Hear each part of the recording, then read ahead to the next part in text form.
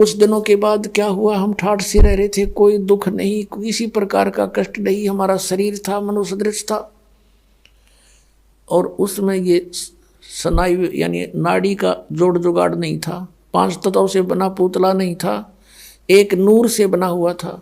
हमारे शरीर का वहाँ इतना नूर है, इतना प्रकाश है, जैसे 16 सूर्यों जितना प्रकाश एक अंश का आत्मा का, और परमात्मा का वहाँ हमसे घना अधिक प्रकाश है।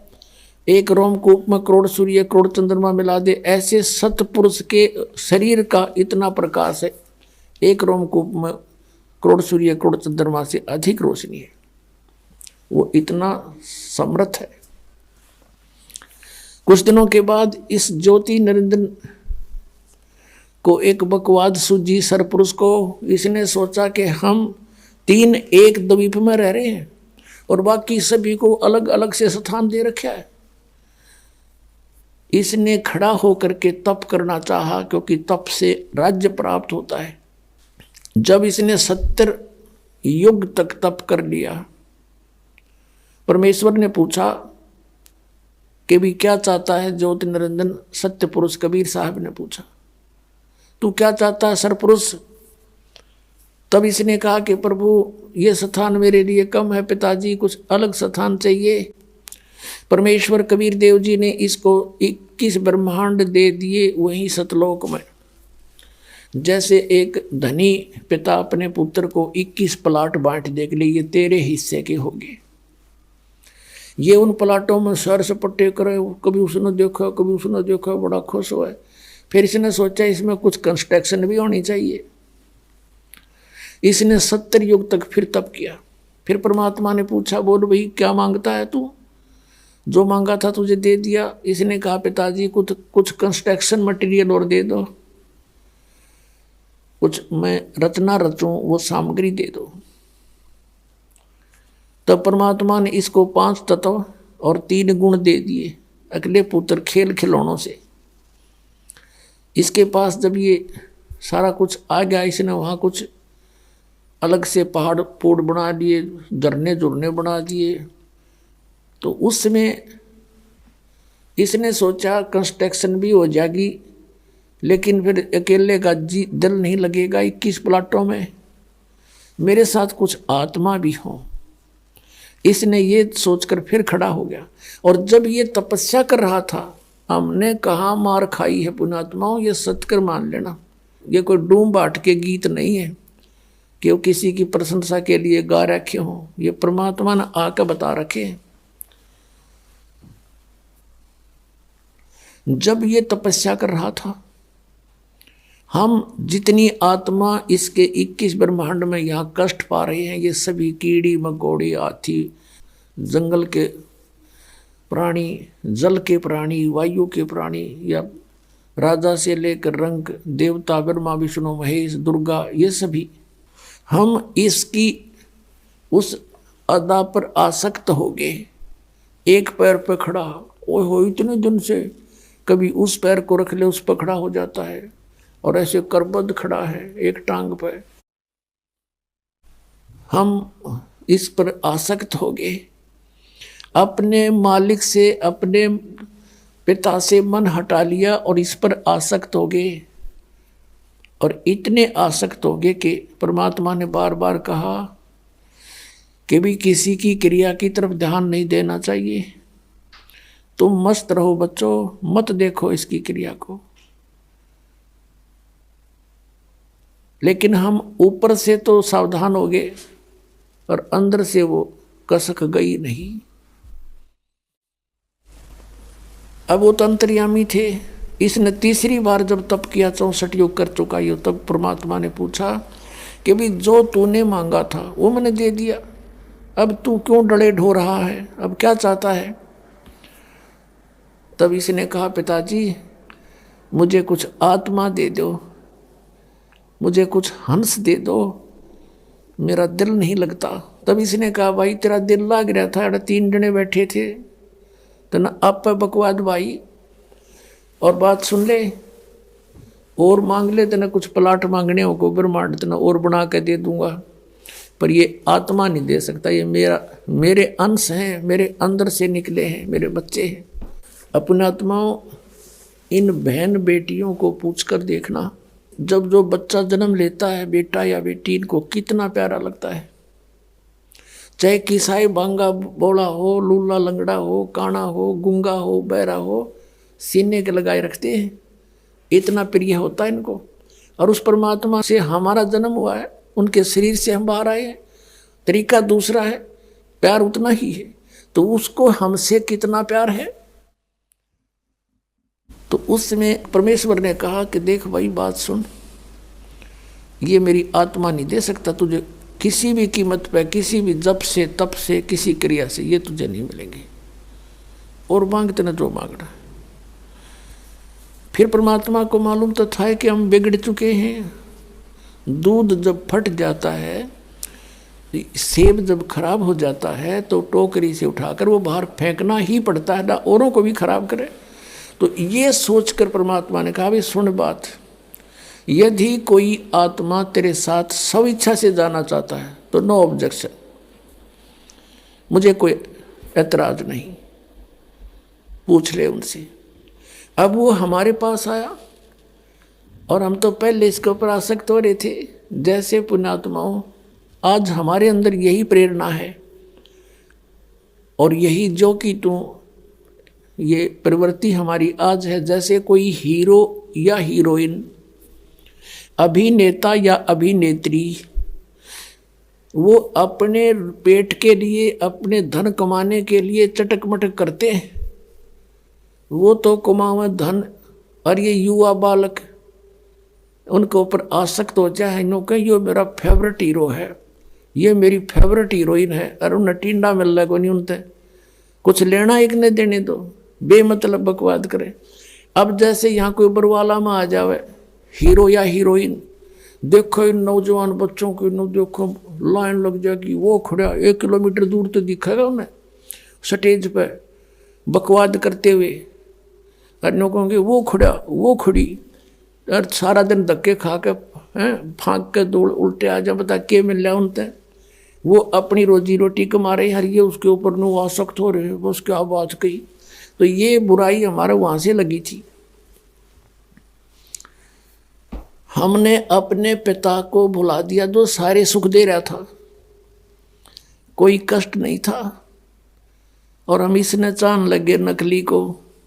हम ये सोच लो अपने मालिक से उल्टे हट गए, अपने पति से। हम पति भर्ता पद से गिर गए और हमने यूं खत्म कर लिया ज्योत निरंजन, हम इसको चाहने लगे। तब परमात्मा ने कहा ठीक है भाई, जा तू पूछ ले उनसे। ये हमारे पास आया, हम तो पहले ही चढ़ रहा था इसका। इसने कहा कि मैंने पिताजी से ऐसे ऐसे 21 ब्रह्मांड लिए हैं और मटेरियल ले लिया है, वो ये बनाऊंगा, ऐसे ऐसे झरने रचूंगा, बाग बगीचे लगाऊंगा, तुम चलोगे हमारे साथ? हम तो तैयार थे, हमने कहा यदि पिताजी आज्ञा दे देंगे तो हम तैयार हैं। ज्योति निरंजन हमारे पिताजी के पास गए, सतपुरुष के पास कहे पिताजी कुछ आत्माएं मेरे साथ चलने को तैयार हैं। परमेश्वर ने कहा भी ऐसे नहीं, मेरे सामने स्वीकृति दिलवा दे, फिर मैं अलाउड कर दूंगा। उसने कहा था कि वो आपकी स्वीकृति चाहते हैं, कुछ जाने को तैयार हैं। तो परमात्मा ने कहा कबीर साहब जी ने कि मेरे सामने स्वीकृति दिलवा दे, मैं तब कह दूंगा, अलाउड कर दूंगा। दोनों आगे हमारे पास। अब हम देखकर सामने पिता को नीची गर्दन कर ली। परमेश्वर ने पूछा भी कौन कौन इसके साथ जाना चाहते हैं इसके लोक में, हाथ खड़ा कर लो। अब हमने एकदम सन्नाटा छा गया, शर्मा गए, सबको शर्म आई। अब कैसे अपने पिता के सामने कहे? इन्होंने मना कर रखा था कि तुम इसकी ओर मत देखो। हमारे अंदर ये छल कपट भी वहीं से विद्यमान हुआ था और हम उस पवित्र लोक में रहने योग्य रहे नहीं थे। तब परमात्मा ने कहा भी बोलते क्यों नहीं तुम? ज्योति निरंजन तू तो कह रहा था कि कुछ तैयार है, तो कोई बोलता ही नहीं। तब हमने सोची कदे बात बिगड़ जा और हम यहीं रह जाए। तो सबसे पहले एक हंस खड़ा हुआ और उसने कहा कि जी मैं जाना चाहता हूँ पिताजी इसके साथ में। सबसे पहले खड़ा हुआ। फिर हमने सोची कि हम पीछे रह जाओ, हम भी खड़े हो गए, दोनों हाथ कर दिए, केक की छोड़ दोनों, पूरे जितने यहाँ पर हम आए पड़े हैं। तो परमात्मा ने कहा भाई ठीक है, ये सब देख लिए मैंने, जो तेरे साथ जाना चाहते हैं ऐसे नहीं भेजूंगा, इनको मैं अपने तरीके से भेजूंगा तेरे पास, ऐसे तो जा ही नहीं सकते ये, आप जाइए। अब वो चला गया अपने, वहीं ये लोग वहीं थे 21 ब्रह्मांड, उस सतलोक के एक कोने में बाहर, जैसे बाहरली दिल्ली हुआ करे ना, बाह्य दिल्ली गांव गुम से हुआ करे, ऐसे बाहर की तरफ इसको सेट कर दिया था। तब परमात्मा ने क्या किया, जिस आत्मा ने सबसे पहले स्वीकृति दी थी, खड़ा होकर के हिम्मत करी थी, उसका एक युवा लड़की बना दिया। उसके प्रजनन इंद्रिय नहीं लगाई थी। वो परमात्मा देखना चाहते थे कि इसमें और कितना कमीनापन है ज्योति निरंजन में, ये यहाँ इस लोक में रहने के योग अब रहा है या नहीं। और जितने हम थे, हम सभी को सूक्ष्म रूप बीज रूप में करके उसका नाम प्रकृति रख दिया। प्रकृति जिसको माया भी बोलते हैं, आदि माया भी कहते हैं, और इसको दुर्गा भी कहते हैं। इसके शरीर में हम सभी को प्रवेश कर दिया बीज रूप में, सूक्ष्म रूप में। पुण्यात्माओं, आजकल आज इस वैज्ञानिक युग में हम आसानी से समझ सकते आध्यात्मिक मार्ग को। जैसे आप सुनते हो कई बार डॉक्टरों से कि किसी व्यक्ति के कुछ जीवाणु होते हैं, वो इतने रहने चाहिए, जैसे 50 लाख रहने चाहिए जीवाणु एक ग्राम में, 1 mg ब्लड में। बताओ 50 लाख जीवाणु 1 mg ब्लड में, इतने को में फिर कितने अंदर हमारे जीवाणु, गिनती नहीं होती। तो ऐसे परमात्मा ने सभी के सभी इसके अंदर फीड कर दिए सूक्ष्म रूप में। और इसको कहा बेटी दुर्गा को कि बेटी मैंने तुझे शब्द शक्ति दे दी है, वचन शक्ति दे दी है, और जितने भी जीव कहे, ज्योत निरंजन कहे, तू वचन से उत्पन्न कर सकती है नर और मादा। एक बार बोल देगी, उतने ही एकदम बाहर खड़े होंगे। और अपने पुत्र सहजदास से कहा, जो सबसे पहले 16 उत्पन्न किए थे, उनमें से एक सहजदास है। उसे कहा कि जा अपनी बहन को ज्योति निरंजन के पास छोड़िया और उसको बता देना कि इसको पिताजी ने शब्द शक्ति दे दी है, जितने जीव तू कहेगा ये उत्पन्न कर देगी। सहजदास ने जाके संदेशा सुना दिया, लड़की को वहां छोड़कर आ गया अपनी बहन को। अब इस प्रकृति देवी ने, प्रकृति यानी दुर्गा का रूप निखरा हुआ था युवती होने के कारण।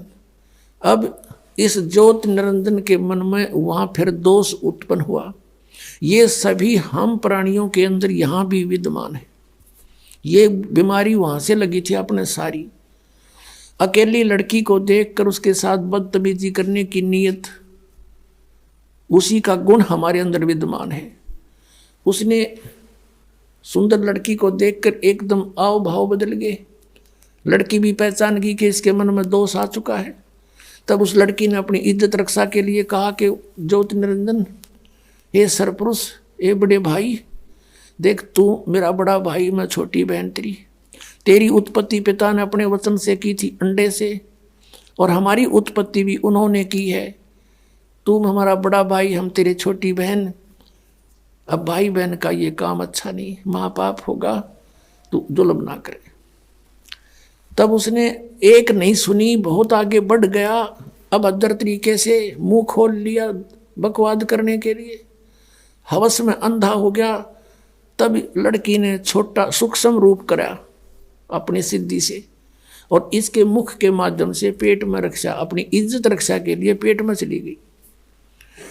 और वहां से परमात्मा से प्रार्थना की, हे परमेश्वर, हे पिताजी, ऐसे ऐसे मेरे साथ इसने जुल्म करना चाहा, और इसे लड़की ने बता दिया था कि मेरे पास पिता की दी हुई जो शब्द शक्ति है, वचन शक्ति है, तो जितने जीव कहेगा मैं उत्पन्न कर दूंगी, पर नहीं माना था। तब लड़की ने कहा, पिताजी इसने मेरे साथ ऐसा जुल्म किया, मेरी रक्षा करो, मेरी रक्षा करो। परमेश्वर वहां पहुंच गए अपने पुत्र जोगजीत के रूप में। परमात्मा कहते हैं सोचल छिद्र मैं करूं अपने धन के काज। और वहां आकर कहने लगा, अरे ज्योत निरंजन तू सुन ले आदेश परम पिता का, तूने बहुत जुल्म किया यहाँ पर, अब तू इस लोक में रहने योग्य नहीं है। तूने इस पवित्र लोक में ऐसा जुल्म करने की सोची, लड़की को उसके पेट से निकाल दिया, पेट पाड़ के इसका, और फिर सी दिया उल्टाए। शब्द में बहुत बड़ी शक्ति होती है पुण्यात्माओं। अब तो हम आध्यात्मिक मार्ग में कति -0 हो गए, हमारा अविश्वास हो जाता है इन बातों पर। लड़की बाहर निकाल दी और उसको कह दिया कि ज्योत निरंजन अब सुन ले आदेश परम पिता का। वो खुद ही बोल रहे थे, परम पिता खड़े ही थे। आज के बाद तेरा नाम काल होगा, 1 लाख मानुष शरीरधारी प्राणियों का नित आहार करेगा और 1.25 लाख की उत्पत्ति किया करेगा। और तू निकल जा यहाँ से, इस लोक के में रहने योग्य नहीं है। ले जा तेरे 21 ब्रह्मांड को, यहाँ से चला जा बहुत दूर और निकल जा। दुर्गा तू भी, तुमने इसके साथ रहने का प्रॉमिस किया था और खाओ धक्के तुम। अब देगा तो नहीं, टिंडे ले जाओ जिसके ऊपर आसक्त हुए थे। इतना कहा था कि 21 ब्रह्मांड विमान की तरह चल पड़े वहां से। अब इसने अपनी गलती की कुछ एहसास हुआ, जोग जीत रूप में खड़े परमात्मा से कहा कि बड़े भाई मेरी माफी करवा दो, पिताजी से मेरी अर्ज कर दो कि मुझे क्षमा कर दे। जोगजीत ने कहा, भाई मेरे को आदेश जितना था तेरे तो बता दिया, अब जाइए यहाँ से। इतना कहकर वो चल पड़ा। आगे आकर सहज दास का द्वीप है, जब इसके 21 ब्रह्मांड आ रहे थे, इसने वहां विमान को रोका थोड़ी देर और कहा, सहज दास मेरी अर्ज कर दे पिता परमात्मा थे, मेरी क्षमा याचना कर दो, प्रार्थना कर दो। सहज दास कहने लगा, भाई डट जाते, रुक जा थोड़ी सी देर। सहज दास वहां से गया भगवान, क्योंकि वहां बहुत लंबा चौड़ा क्षेत्र है और वहां उनके मन अपने अपने विमान अपना शरीर आसानी से कहीं कितनी स्पीड से उड़ा के जा सकता है। पहुंच गए सतलोक के आखिरी छोर में, जहां परमात्मा विराजमान है, ध्रुवलोक के 3रे पृष्ठ पर, यानी अंतिम छोर पर। और कहा कि आपका एक दास एक अर्ध लेकर आया है। बोल पुत्र क्या बात है? परमात्मा बोले कि आपका एक नौकर वो ज्योत निरंजन आप वहां खड़ा है 21 ब्रह्मांड लिए, उसके लिए क्या आदेश है पिताजी? मैं ये आदेश ले आया हूं। वो कुछ कह रहा कि मुझे माफ कर दे। परमात्मा ने कहा कि इसको भेज दे मन कर्म वचन से, ये दुष्ट यहाँ नहीं रहना चाहिए, इसको निकाल यहाँ से, भगा दे और जा वापस। इतना कहती तुरंत वापस आ गया सहजदास और कहा, भाई मैंने तो अर्ज करी थी पर तू जा बड़भागी, यहाँ से निकल, मन नहीं पटवा होगा तू, भाग जा से। तो वहां से 21 ब्रह्मांड लेकर 16 शंख कोश की दूरी पर ये आ गया। वहां ये ब्रह्मांड रुक गए और फिर अपने आप मालिक के विधान से वो घूमने लगे, वहां चक्कर काट रहे। अब इस ज्योत निरंजन ने कहा दुर्गा से, प्रकृति से, कि अब मेरे साथ जो होना था हो लिया, अब मैं किसी की नहीं मानूं, अपनी मन मर्जी करूंगा। फिर उसने वही ट्राई की बकवाद करने की। दुर्गा ने फिर प्रार्थना की, भाई बात सुन ले, पहले तो तू मेरा बड़ा भाई, मैं छोटी बहन तेरी, और फिर मैं तेरे पेट से बाहर आई, तेरी बेटी होगी, कुछ तो लज्जा रख नालायक, कुछ तो सोच ले। पर इसने एक नहीं मानी, नख रेखा से भग कर लिया, नाखनों से इसके अंदर स्त्री इंद्री लगाई और इससे विवाह किया। 3 पुत्रों की उत्पत्ति की, रजगुण ब्रह्मा, सतगुण विष्णु, तमगुण शिव जी की। अपने आत्माओं, एक बार ये दास किसी कामवश एक तहसील ऑफिस में गया हुआ था, वहाँ जहाँ रजिस्ट्रियाँ होती हैं, और वहाँ एक नंबरदार था। नंबरदार होते हैं वहाँ गवाही देने लिए बैठे रहते हैं, 10-20 रुपये लिया करते थे, वो कहीं दस्तखत करने होते। वह बैठे बातें कर रहे, अब पे कोई बात चल गई, वैसे ऐसे एक गोत्र की लड़की से उसी गोत्र के लड़के ने विवाह कर लिया, या कोई उनकी माँ का गोद में था क्यों कर गया था। उसके ऊपर पंचायत पंचूत होने लग रही थी, पेपरा मार रही थी, उस पर डिस्कस हो रहा था। वो एक बूढ़ा नंबरदार ने बोला, भाई पहले तो देखो बात सुनो, मैं अपनी बताता हूं कि मेरे 3 ब्याह हो लिए। पहला ब्याह हुआ, कोई बालक नहीं हुआ, उसकी मृत्यु होगी। दूसरा ब्याह हुआ, एक पुत्री होते उसकी मृत्यु होगी। अब तीसरा ब्याह है मेरा, और तीनों बार में पंडित ने फेरे करवाए। तो सबसे पहले हमको बाण भाई बनाया कि काश्यप गोत्रा काश्यप गोत्री, यहां से शुरू करें ये मंत्र बोलना। तो परमात्मा ने कहा गरीबदास जी ने कि काश्यप गोत्रा काश्यप गोत्री पंडित शाखा लाया, और कोई तत्वेता ज्ञानी जाने बाण ब्याह घर लाया। अब ये है वो काश्यप गोत्र और काश्यप गोत्री जो बाण ने ब्याह के ला रहा युग काल, और उससे हमारी उत्पत्ति हुई है। तो वो जो कहता भाई यूं नहीं समझ में आ रही मेरे आज तक, यू काश्यप गोत्र और काश्यप गोत्री क्योंकि हमने बाण भाई तो जुड़े बना के चल रहे हैं। तो अब परमात्मा ने बताया कि काश्यप गोत्रा काश्यप गोत्री ये कहते से पर इन्हें पता खक भी नहीं ये किस लिए बोल रहे हैं, किसके विषय में कह रहे हैं। काश्यप गोत्रा काश्यप गोत्री पंडित शाखा लाया, और कोई तत्वेता ज्ञानी जाने बाण ब्याह घर लाया। अब पुण्यात्माओं, अभी तक पहली बार कोई व्यक्ति कोई श्रद्धालु इस कथा को सुनता है। विशेषकर पहले जब दास सुनाया करता था, सामने वाला न्यू हंसा करता अंदर अंदर, और फिर न्यू कहता क्यों गप्पे मारे हैं, या भी कोई बात हुई या कोई कथा हुई। अरे इतने नारी कोई कथा कोई ना पृथ्वी पे, क्योंकि उनको ये नहीं मालूम था कि ये प्रमाणित है। पुण्यात्माओं 600 वर्ष पहले मालिक ने सतपुरुष ने कबीर देव जी ने आके एक धानक रूप में जुलाहे रूप में सहशरीर आए थे और सहशरीर गए थे। ये परमात्मा पूर्ण ब्रह्म है, सारी सृष्टि की रचना है। उस समय इन्होंने 600 वर्ष पहले अपनी वाणी में ये वचन बोले थे, और परमात्मा यही बताया करते थे। लेकिन ये ब्राह्मण लोग यानी हमारे ऋषि गुरु पवित्र हिंदू धर्म के इस बात की घनी काली मान गए कि ये झूठ बोलता है, ब्रह्मा विष्णु महेश नासवान है, इनकी माता है, इनका पिता है, ये तो अजर व अमर है, सर्वेश्वर है, महेश्वर है, किसी ग्रंथ में नहीं लिखा है। तो उस समय हमारे पूर्वज अशिक्षित थे, शिक्षा केवल एक ब्राह्मण वर्ण ही अधिकारी था उसके ग्रहण करने का। तो उनकी दाल गली रही, और परमात्मा 600 वर्ष आए थे पहले। यदि वो उस समय ये टांग ना अड़ाते, हमें मिसगाइड नहीं करते, तो हमें सारा काम सुलझा सड़जा मिलता आज के दिन। आज दास के साथ जो इतना संघर्ष चल रहा है, इतनी परिश्रम कर रहा है, 4-4 घंटे सत्संग, 5-5 घंटे सत्संग, और फिर सदग्रंथों को पढ़ना, उनको निष्कर्ष निकाल के आपके समक्ष करना, ये नहीं करना पड़ता। लेकिन उस समय इन्होंने किसी ने परमात्मा के इस तत्व ज्ञान पर विश्वास ना किया और ना करने दिया। तो पुण्यात्माओं, एक बात हमारे और बढ़िया होगी कि आज हम परमात्मा को पहचान सकते हैं कि जिसको ये अशिक्षित कहा करते कबीर तो अशिक्षित है, ये क्या जाने वेदों और गीता और पुराणों के बारे में, क्योंकि वो संस्कृत भाषा में है, ये झूठा है। और उस परमात्मा ने 600 वर्ष पहले ये बता दिया था कि ब्रह्मा विष्णु महेश नासवान हैं, इनके माता पिता हैं, इनका जन्म मृत्यु होता है। 600 वर्ष पहले परमात्मा कबीर जी ने जो वाणी बोली थी पवित्र कबीर सागर के अंदर विद्यमान है। आप देखिएगा, प्रथम खंड कबीर पंथी भारत पथिक स्वामी युगलानंद बिहारी द्वारा पुरस्कृत। और ये कहाँ से छपा है? प्रकाशक एवं मुद्रक हैं खेमरा श्री कृष्ण दास प्रकाशन, अध्यक्ष श्री वेंकटेश्वर प्रेस, खेमरा श्री कृष्ण दास मार्ग, मुंबई से। अब इसके अंदर हम आपको दिखाते हैं सृष्टि रचना।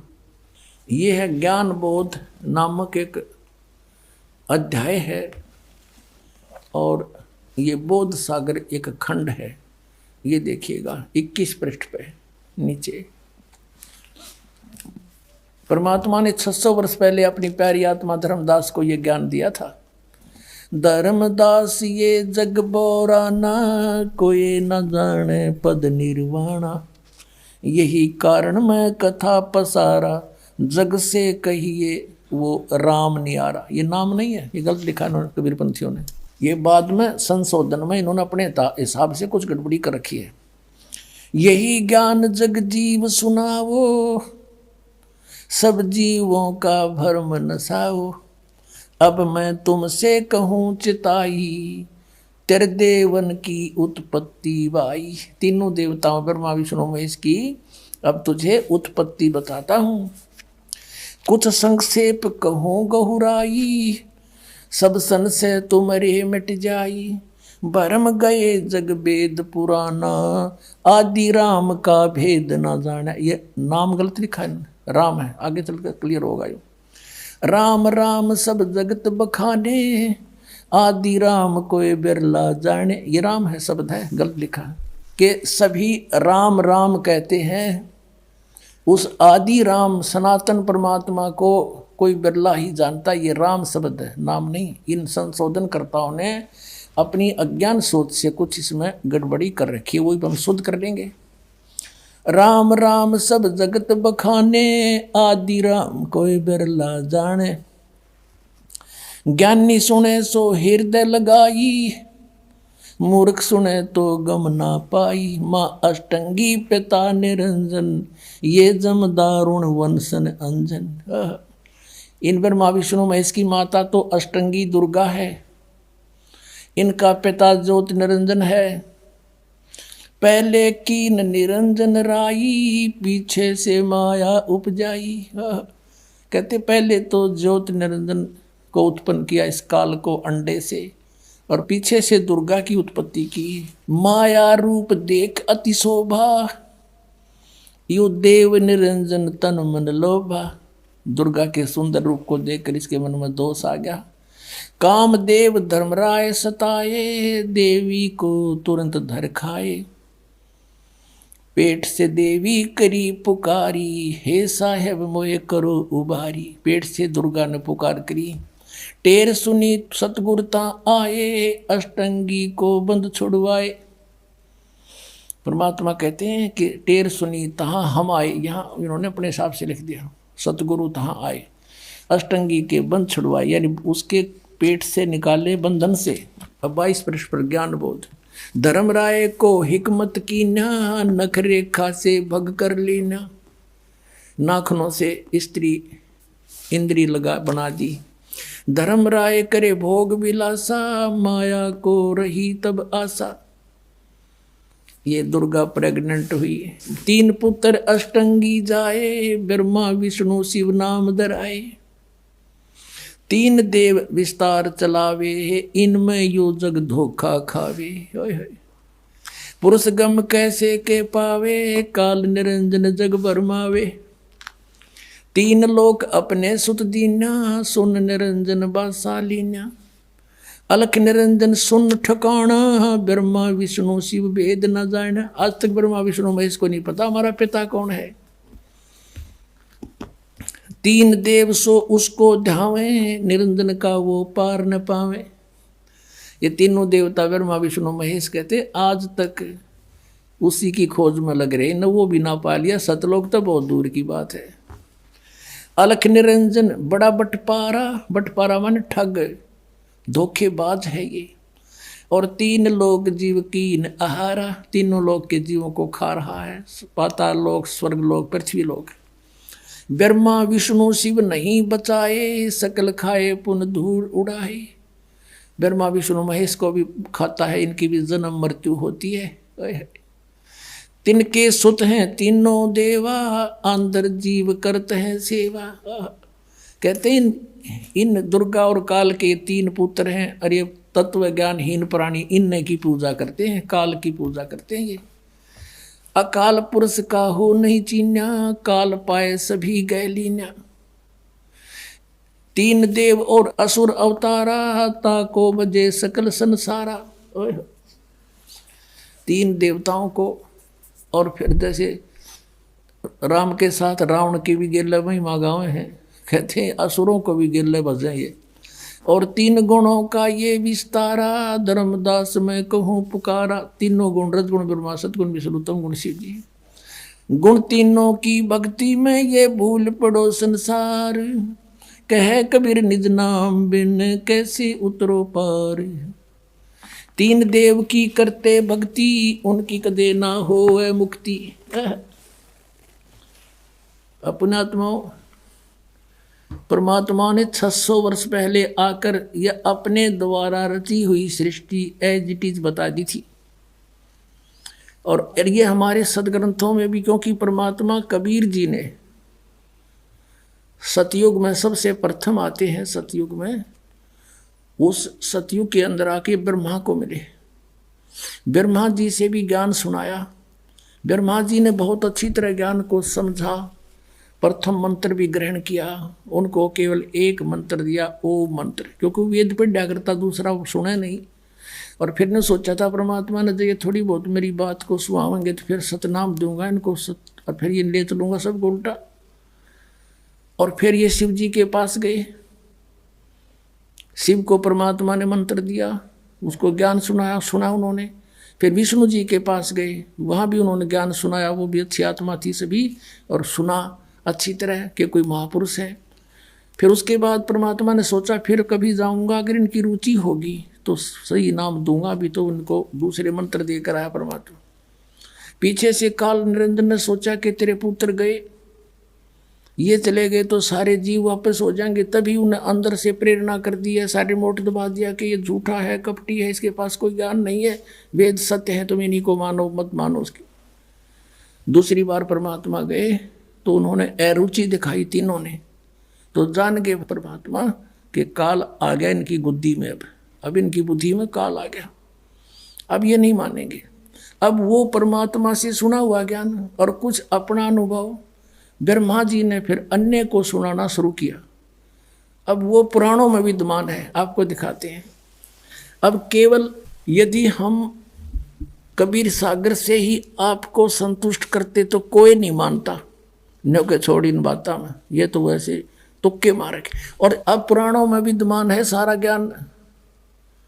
अब बुद्धिमान हिंदू समाज के बच्चे सारे शिक्षित हो गए, अब इनको यो स्वीकार करना पड़ा। अब सचमुच जो पुराणों में लिखा, और 600 वर्ष पहले भगवान बता गए, वो जो का तो आज पुराणों में लिखा, जिसको ये अशिक्षित कहते थे। और परमात्मा वैसे तो वो तो अंतर्यामी है, सब भाषाओं को जानते हैं, जानबूझकर मालिक अक्सर ज्ञानहीन रहे कि कोई नू ना सोचा कबीर जी ने ये पढ़ ली होंगी, कुरान पुराण वेद पुराण पढ़ लिए होंगे। और अब इससे हम भगवान पहचान सकते हैं कि परमात्मा जिसको अज्ञानी कहते वो महाज्ञानी, सब वेदों और गीता और पुराणों को जानकार थे, वो तो परमात्मा थे। और ये संस्कृत के ज्ञाता महामंडलेश्वर विद्वान कहाँ थे, इन्हें कख भी ना पता, हमारे सिलेबस का, हमारे सदग्रंथों का पता नहीं। अब आपको दिखाते हैं, सबसे पहले देवी भागवत दिखाते हैं। अब देखिएगा, श्रीमद् देवी भागवत यानी देवी पुराण, गीता प्रेस गोरखपुर से प्रकाशित है। ये संपादक है हनुमान प्रसाद पोदार, चिमनलाल गोस्वामी। ये कहाँ से छपे हैं? प्रकाशक एवं मुद्रक है गीता प्रेस गोरखपुर, गोविंद भवन कार्यालय कोलकाता का संस्थान, ये यहाँ से छपा है। 123 पृष्ठ पे ये तीसरा स्कंद। यहाँ पर भगवान विष्णु अपनी माता दुर्गा की महिमा स्तुति कर रहे हैं। तुम शुद्ध स्वरूपा हो, यह सारा संसार तुम्ही से उद्भासित हो रहा है। मैं ब्रह्मा और शंकर, हम सभी तुम्हारी कृपा से विद्यमान हैं। हमारा आविर्भाव जन्म, आविर्भाव माने जन्म, तिरोभाव माने मृत्यु हुआ करता है। केवल तुम ही नित्य हो, जगत जननी हो, प्रकृति और सनातनी देवी हो। प्रकृति दुर्गा को कहते हैं, ये स्पष्ट लिखा है। भगवान शंकर बोले, देवी यदि महाभाग विष्णु तुम्ही से प्रकट हुए हैं, उनके बाद उत्पन्न होने वाले ब्रह्मा भी तुम्हारी बालक हुए, फिर तमोगुणी लीला करने वाला शंकर, क्या मैं तुम्हारी संतान नहीं हुआ? अर्थात मुझे भी उत्पन्न करने वाली तुम ही हो शिवे। संपूर्ण संसार की सृष्टि करने में तुम बड़ी चतुर हो। इस संसार की सृष्टि, स्थिति और संहार में तुम्हारे गुण सदा समर्थ हैं। उन्हीं तीनों गुणों से उत्पन्न हम ब्रह्मा, विष्णु एवं शंकर नियमानुसार कार्य में तत्पर रहते हैं। अब आप जी ने ये पवित्र श्री देवी भागवत देखा, श्रीमद् देवी भागवत यानी देवी पुराण में 5 कंसेप्ट क्लियर हो गए। ब्रह्मा विष्णु महेश की जन्म मृत्यु होती है, ये अविनाशी नहीं है। इनकी माता दुर्गा है, दुर्गा को प्रकृति भी कहते हैं। 3 तो ये हो गए। चौथा ये है कि रजगुण ब्रह्मा, सतगुण विष्णु, तमगुण शिव जी हैं। और पांचवा ये हो गया कि ये ब्रह्मा विष्णु महेश केवल वर्क डन ही दे सकते हैं, ये किसी का संकट निवारण नहीं कर सकते। जैसा जिसका कर्म है वैसा ही देंगे, पुण्य भी पाप भी। केवल परम अक्षर ब्रह्म सतपुरुष कबीर साहब वो परमात्मा है जो हमारे भाग्य के लेखों को बदल सकते, बुरों को।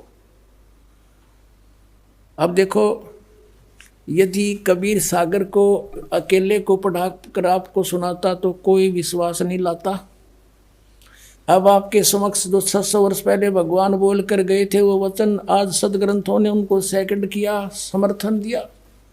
तो इससे पुण्यात्माओं बहुत आसान हो गया आपको भगवान को पहचानना, जिसको ये अशिक्षित अज्ञानी कहा करते थे। और इस संस्कृत भाषा के जानने वालों को हमारे पूर्वज बड़े विद्वान महापुरुष महर्षि बड़े पहुंचे हुए मानते थे, न कख नहीं पता था, सदग्रंथों को भी नहीं परिचित थे। ये आज तक हमें नहीं बता सके ये ऋषि महर्षि ब्रह्मा विष्णु महेश नाशवान है या अविनाशी है। इनके माता पिता भी हैं और सदग्रंथों में लिखे, इनकी जीवनी में लिखे, तो ये कख नहीं जाने थे, लोक वेद सुनाया करते थे। अब दिखाता हूँ आपको, अब देखिएगा। श्री शिव पुराण में गीता प्रेस गोरखपुर से प्रकाशित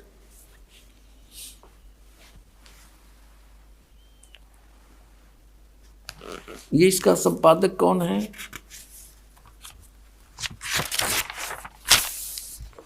हनुमान प्रसाद पोदार, ये है इसका संपादक। और ये कहाँ से छपा है?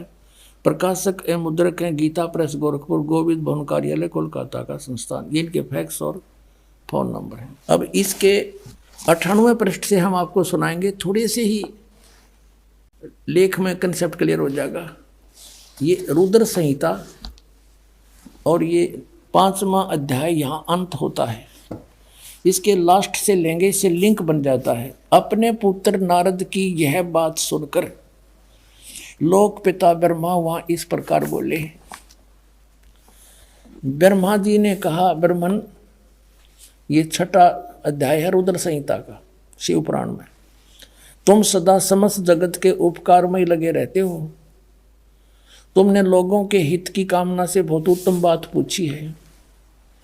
जिस समय समस्त चराचर जगत नष्ट हो गया था, सर्वत्र केवल अंधकार ही अंधकार था, उस समय तत् सद्ब्रह्म इस श्रुति में जो सत सुना जाता है एकमात्र वही शेष था। अब 100 पृष्ठ पर आ गया, 99 पर 98 पर पढ़ दिया संक्षिप्त शिव पुराण। जिस परब्रह्म के विषय में ज्ञान और अज्ञान से पूर्ण उक्तियों द्वारा इस प्रकार विकल्प किए जाते हैं, उसने कुछ काल के बाद द्वितीय की इच्छा प्रकट की। उसके भीतर एक से अनेक होने का संकल्प उदित हुआ। तब उस निराकार परमात्मा ने, ये निराकार मानते हैं ब्रह्म को, ये ब्रह्म से शुरू होते हैं इनकी कहानी, अपनी लीला शक्ति से अपने लिए मूर्ति आकार की कल्पना की। जो मूर्ति रहित परम ब्रह्म है उसकी मूर्ति भगवान सदाशिव है। अर्वाचीन और प्राचीन विद्वान उन्हीं को ईश्वर कहते हैं। उस समय एकाकी रहकर सब इच्छा अनुसार विहार करने वाले उस सदाशिव ने अपने विग्रह से, विग्रह माने शरीर से, स्वयं ही एक स्वरूप भूता शक्ति की सृष्टि की। अब देख काल ने बका दिए, क्योंकि उसने एक अपने शरीर से आप एक लड़की निकाली जो उनके अपने शरीर अंग से कभी अलग होने वाली नहीं थी।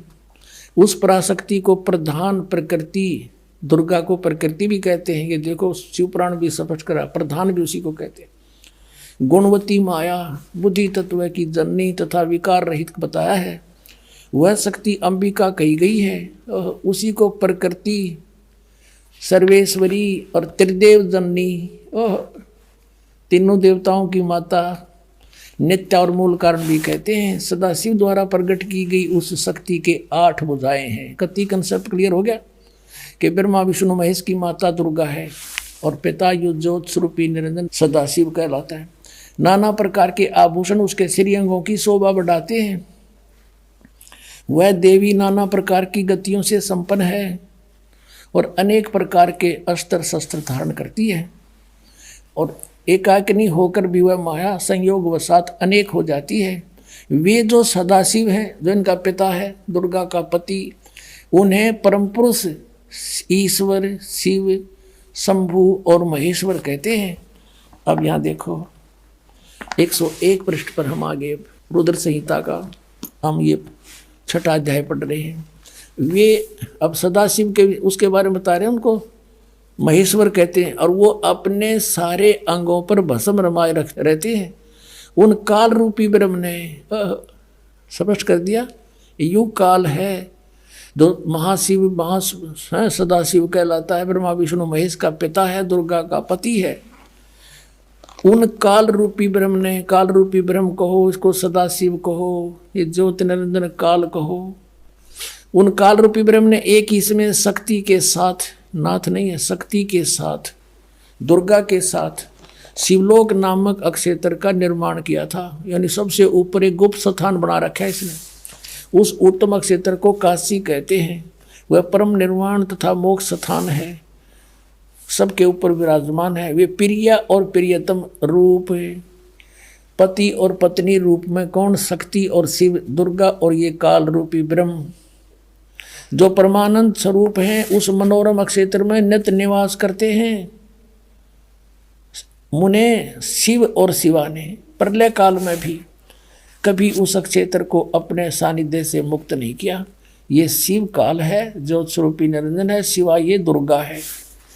यहाँ देखिए, देवर से एक समय आनंद वन में रमण करते हुए शिवा और शिव के मन में, दुर्गा और काल के मन में यह इच्छा हुई कि किसी दूसरे पुरुष की सृष्टि करनी चाहिए, जिस पर यह सृष्टि संचालन का महान भार रखकर हम दोनों केवल काशी में रहकर सभी इच्छा अनुसार विचरें और निर्वाण धारण करें। इन्हें फिर एक पुत्र की उत्पत्ति का विचार किया। ऐसा निश्चय करके शक्ति सहित दुर्गा के साथ सर्वव्यापी परमेश्वर शिव ने अपने वाम भाग के 10वें अंग पर अमृत मल दिया, यानी पति पत्नी व्यवहार किया। फिर तो वहां से एक पुरुष प्रकट हुआ। अब उसका नाम क्या रखा है न देखिएगा। अब 102 पृष्ठ पे ये संक्षिप्त शिवपुराण के रुद्र संहिता का 6वां अध्याय चल रहा है। अब कहते हैं शिव ने कहा वत्स, उसका नाम दर दिया शिव ने, काल ने। शिव ने कहा वत्स, व्यापक होने के कारण तुम्हारा विष्णु नाम विख्यात हुआ। अपने आत्माओं, परमात्मा कहा करते मोती मुक्ता दर सतनाई, ये जग है सब अंदरे, दिखत के तो नैन चश्म, इनका फेरा मोतिया बंदरे। कहते हैं मैं ऋषि कुमाऊं थे, संस्कृत के व्याकरण मोड़ दिए बैठे रहे, एक सदग्रंथ को इनका समझ में आया को नहीं।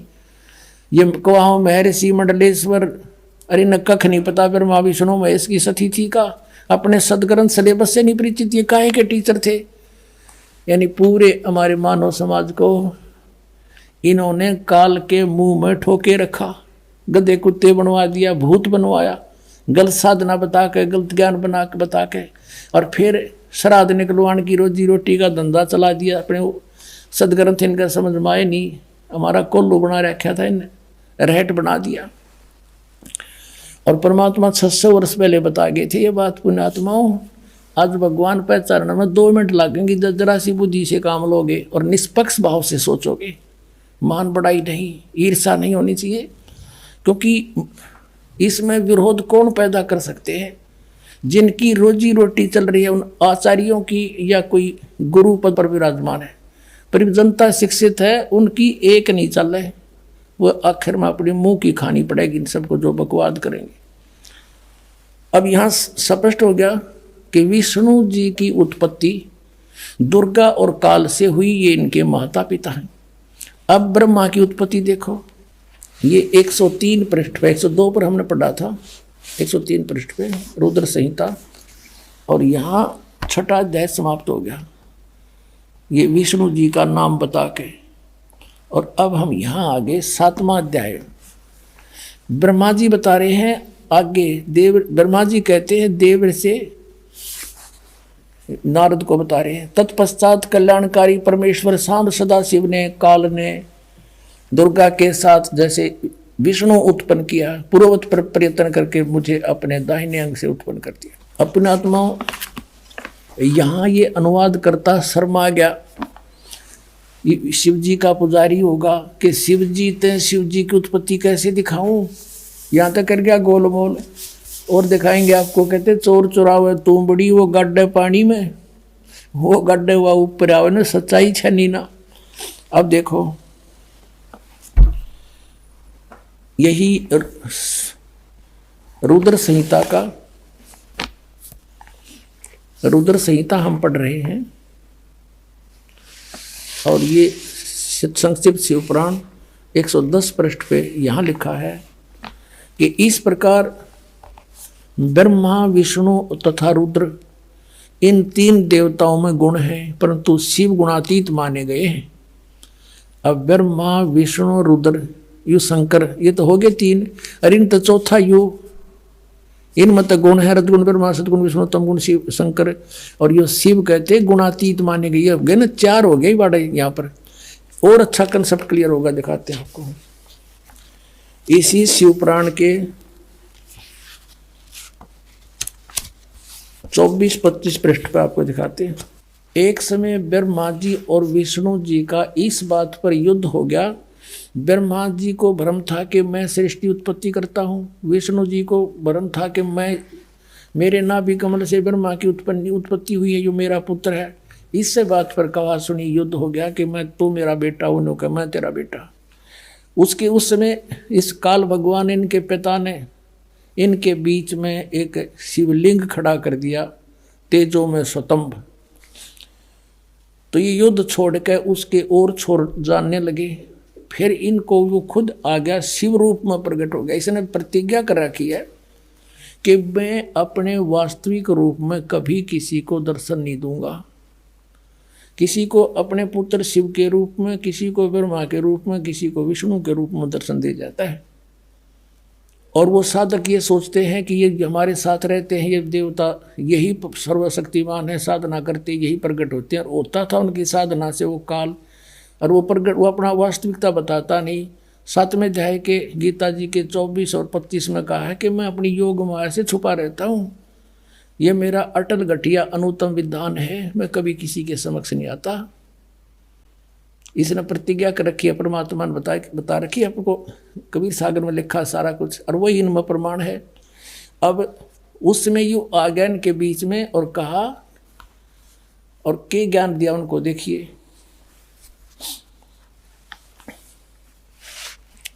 ये है विद्वेश्वर संहिता, संक्षिप्त शिवपुराण पृष्ठ 24 पे। ये है वो शिवलिंग, यानी सतम, तेजो में सतम, ब्रह्मा और विष्णु के बीच में खड़ा कर दिया।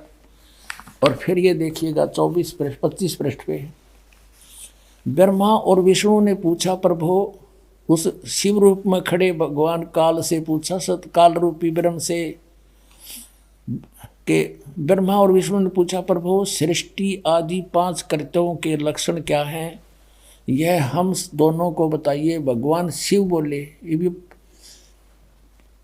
अनुवाद करता तो शिव कहेगा था वो काल, इनका पिता। मेरे कर्तव्यों को समझना अत्यंत गहन है, तथापि मैं कृपा पूर्वक तुम्हें उनके विषय में बता रहा हूँ। आगे देखो, अब 26 पृष्ठ पे कंसेप्ट क्लियर हो जाता है। ये 26 पृष्ठ पे शिवपुराण का, यहाँ देखिएगा। पुत्रो, यू काल कहता है ब्रह्मा और विष्णु को, पुत्रो, तुम दोनों ने तपस्या करके प्रसन्न हुए मुझ परमेश्वर से सृष्टि और सतिथि नामक 2 कृत प्राप्त किए, और ये दोनों तुम्हें बहुत प्रिय हैं। इसी प्रकार मेरी विभूति स्वरूप रुद्र और महेश्वर ने, ये ने है, मैं नहीं है, 2 अन्य उत्तम कृत्य संहार और तिरोभाव मुझसे प्राप्त किए हैं। अब ये देखो, ब्रह्मा विष्णु महेश हो गए दोनों, ब्रह्मा और विष्णु, और 2 ये रुद्र और महेश्वर हो गए, और 5वां यू बोलनिया जो इनको पुत्र कह है। और परंतु अनुग्रह करते दूसरा कोई नहीं पा सकता। अनुग्रह यानी कृपा नहीं कर सकते तुम, कोई भी नहीं कर सकता, जो जैसा करेगा उसे भरना पड़ेगा। अब यहाँ फिर क्लियर हो जाता है कि ये काल है, ब्रह्म है, जिसने गीता बोली थी। इसी शिवपुराण के 26 पृष्ठ पे रुद्र संहिता के, यहाँ देखना पुण्यात्माओं, कमाल कर रखा है। ये कहता कि मैंने पूर्व काल में अपने स्वरूप भूत मंत्र का उपदेश किया है, जो ओंकार के रूप में प्रसिद्ध है। वह मंगलकारी मंत्र है। सबसे पहले मेरे मुख से ओंकार ओम प्रकट हुआ, जो मेरे स्वरूप का बोध कराने वाला।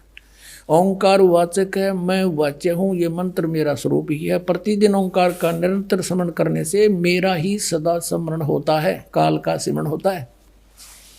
मेरे उत्तरवर्ती मुख से अकार, पश्चिम मुख से उकार, दक्षिण मुख से मकार, पूर्ववर्ती मुख से बिंदु और मध्यवर्ती मुख से नाद का प्राकट्य हुआ है। इस प्रकार 5 अवयवों से, 5 इन अंगों से युक्त ओंकार का विस्तार हुआ है। इन सभी अवयवों से एकीभूत होकर प्रणव ओम नामक एक अक्षर हो गया। हाय हाय। गीता जी अध्याय नंबर 8 के श्लोक नंबर 13 में कहता, गीता ज्ञान दाता ये काल रूपी ब्रह्म के ओम इति एकाक्षरम ब्रह्म व्यवहारण मामनुसमरण यह प्रयाति तदन देहम स याति परमाम गतिम। इससे सिद्ध है कि जो ब्रह्मा विष्णु महेश का पिता है वो गीता को बोल रहा है और उसका ये ओम एक अक्षर है। अपने आत्माओं, परमात्मा ने 600 वर्ष पहले बताया था, धर्मदास ये जग बोरा ना कोई न जाने पद निर्वाणा, यही कारण मैं कथा पसारा सबसे कहिए एक राम नियारा। अब अपनी महिमा आप ही बता रहे हैं। अब मैं तुमसे कहूँ चिताई, तेरे देव की उत्पत्ति भाई, कुछ संक्षेप कहूँ गहुराई, सब संशय तुम्हारे मिट जाई। कहते हैं माँ अष्टंगी पिता निरंजन, ये जमदारुण वंशन अंजन, पहले कीन निरंजन राई, पीछे से माया उपजाई। माया रूप देख अति शोभा, देव निरंजन तन मन लोभा। निरंजन कीने भोग विलासा, माया को रही तब आशा। 3 पुत्र अष्टंगी जाए, ब्रह्मा विष्णु शिव नाम धराए। अपने आत्माओं, इब तो परमात्मा सामने आकर खड़ा हो गया कि आई एम गॉड। कबीर साहब कहते हैं आई एम गॉड। और बालक तो बालक अंधे से अंधा इन वचनों को सुनकर समझ सकता है कि हु इज गॉड। सबसे पहले हमने ये निर्णय करना है हु इज गॉड। अब ये क्लियर हो गया कि कबीर इज गॉड, यानी परमात्मा बिना ये सारी सबकी उत्पत्ति कैसे बतावे, काल की भी उत्पत्ति। गीता जी अध्याय नंबर 10 के श्लोक नंबर 2 में गीता ज्ञान दाता कहता है कि मेरी उत्पत्ति को ये देवता नहीं जानते। क्यों नहीं जानते? क्योंकि इनका उत्पत्ति करता मैं हूं। अब पिता की डेट ऑफ बर्थ को संतान कैसे बता सकती है? वो तो दादाजी बतावे, और वो दादाजी आए थे। अब कबीर परमात्मा ने इन अज्ञानी ऋषियों से एक ही प्रश्न किया था, कौन ब्रह्मा का पिता है, कौन विष्णु की माँ, शंकर का दादा कौन है, हमको जो बता। और यहाँ हंसी करा करते, मजाक करते थे, देख क्या बकवास कर रहा है, ये झूठा है, कपटी है, अज्ञानी है, इसको संस्कृत भाषा नहीं आती है, झूठ बोलता है, श्रोताओं इसकी बातों में मत आना। और परमात्मा कहा करते, निरंजन धन तेरा दरबार, निरंजन धन तेरा दरबार, जहाँ पर तनिक न न्याय विचार, वैसा ओढ़े मूल मूल खासा, गल मोतियों के आर, वैसा ओढ़े मूल मूल खासा, गल मोतियों के आर। पति भरता को मिले न खादी, वो सूखा निरस आहार, निरंजन धन तेरा दरबार, निरंजन जहाँ पर तनिक न न्याय विचार। पाखंडी की पूजा जग में संत को कहें लबाड़े, पाखंडी की पूजा जग में संत को कहें लबाड़।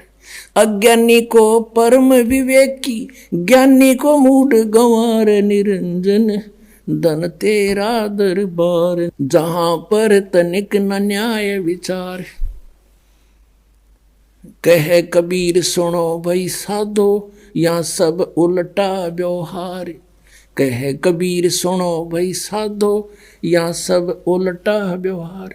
सच्चों को तो ये झूठा बतावे, इन झूठों का एतबार निरंजन। धन तेरा दर